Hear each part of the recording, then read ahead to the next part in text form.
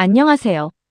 오늘 함께 나눌 이야기는 요한계시록을 통해 우리의 내면에서 펼쳐지는 7번의 불가마 여정과 자아의 부활에 대한 것입니다. 나는 알파와 오메가다라는 이 강력한 선언이 과연 어떤 의미를 담고 있는지 지금부터 함께 탐험해 보겠습니다. 전능자라는 단어를 들으면 어떤 이미지가 떠오르시나요?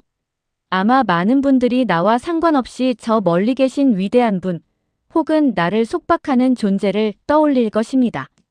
이는 종속된 자아의 관점입니다. 하지만 요한계시록이 말하는 알파와 오메가, 즉 이제도 있고 전에도 있었고 장차 올 자는 외부의 신이 아닙니다. 그것은 바로 내 안에 하늘과 땅, 만물을 지어가는 근본인 나, 영원한 현재를 살고 있는 나 자신입니다. 창조주로서의 나, 이것이 바로 진정한 전능자의 의미입니다. 요한계시록의 핵심은 바로 두 번째 사람으로의 부활입니다. 첫 번째 사람은 선악의 세계에 갇혀 육체는 살아있으나 마음은 죽어있는 상태를 의미합니다. 반면 두 번째 사람은 생명의 세계 속에서 생명의 기운이 충만하게 흐르는 부활의 상태를 말합니다. 여기서 부활은 단순히 외형적인 변화를 뜻하는 것이 아닙니다. 마음을 지배하는 작동 원리, 즉 우리의 운영체제 OS가 근본적으로 전환되는 것을 의미합니다. 그럼 처음 사람의 마음 작동 원리는 어떨까요? 그것은 지식의 지렛대에서 시작됩니다. 내가 아는 것을 기준으로 옳고 그름을 판단하고 이어서 심판과 정죄로 나아갑니다. 나는 옳고 너는 틀렸다며 타인을 마음속에서 죽이는 것이죠.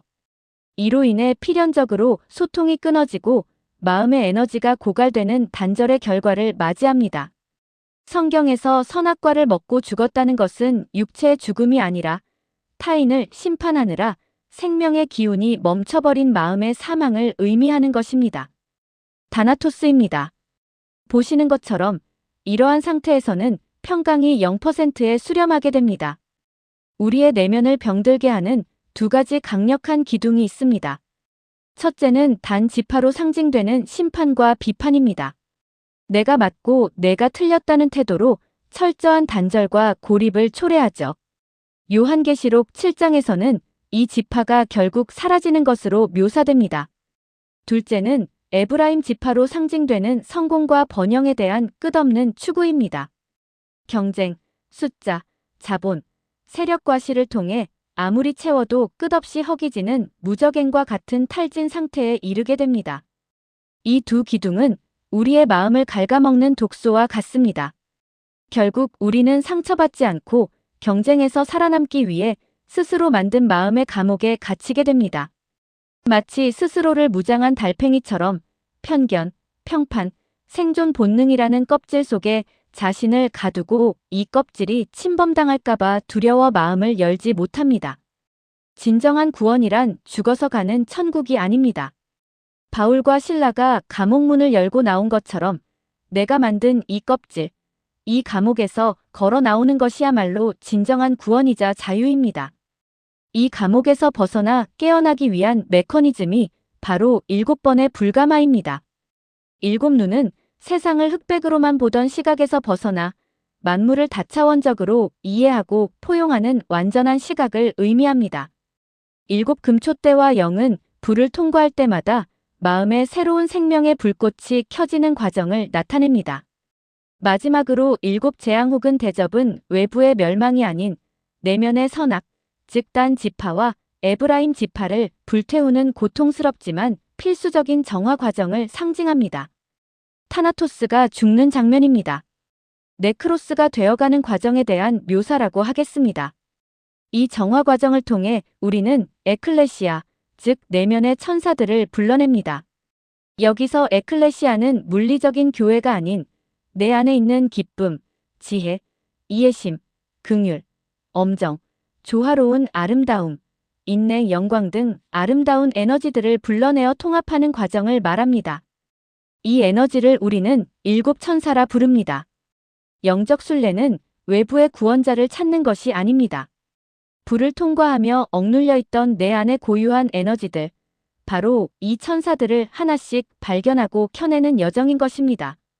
이 여정의 첫걸음은 에베소 교회가 보여주듯이 흐름을 허락하는 것입니다. 내면의 생명 에너지는 스스로 작동하려 하지만 과거 선악의 세계에서 만들어진 나의 굳어진 고집과 습관이 그 흐름을 가로막습니다. 나의 고집과 습관이 댐처럼 흐름을 막고 있는 비포어 BFOR이 사진과 댐이 무너져 물이 자유롭게 흐르는 애프터 AFTER 사진처럼 말입니다. 마음의 원리가 자연스럽게 작동하는 것을 내 스스로 제어하거나 막지 마십시오. 되어지는 것을 되게 하십시오. 그것이 첫 번째 불가마를 통과하는 길입니다.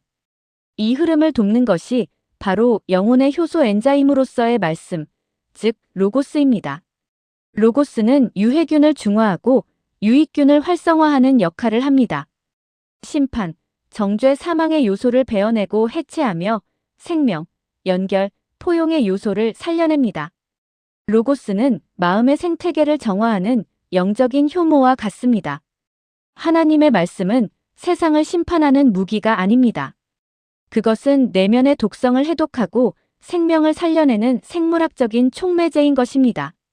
하지만 여기서 한 가지 교리적 혼돈을 피해야 합니다.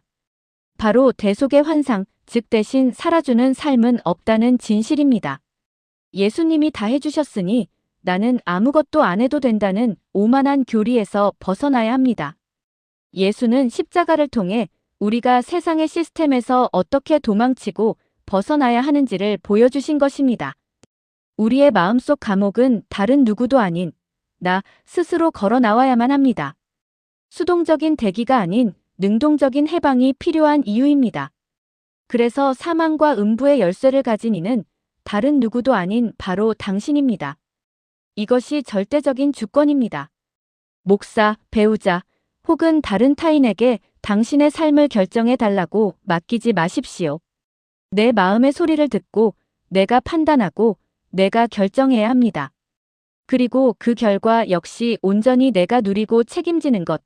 그것이 바로 창조주로서의 삶이며 당신이 가진 절대적 주권의 의미입니다. 요한계시록을 새롭게 읽어가기입니다. 여기까지 공감하신다면 구독과 좋아요를 부탁드립니다. 지인과 영상 공유로 함께 해주시면 좋겠습니다. 감사합니다. 요한계시록의 여정은 세상의 종말이 아닙니다. 그것은 선악의 감옥, 즉 생존과 심판, 단 지파와 에브라임 지파가 지배하던 포인트어에서 시작하여 7번의 불가마라는 고통스럽지만 필수적인 자기 직면과 내면 정화를 거쳐 궁극적으로는 열린 우주, 즉 생명의 흐름과 창조적 주권이 넘치는 포인트 B로 나아가는 참된 자아를 향한 궁극의 여정입니다.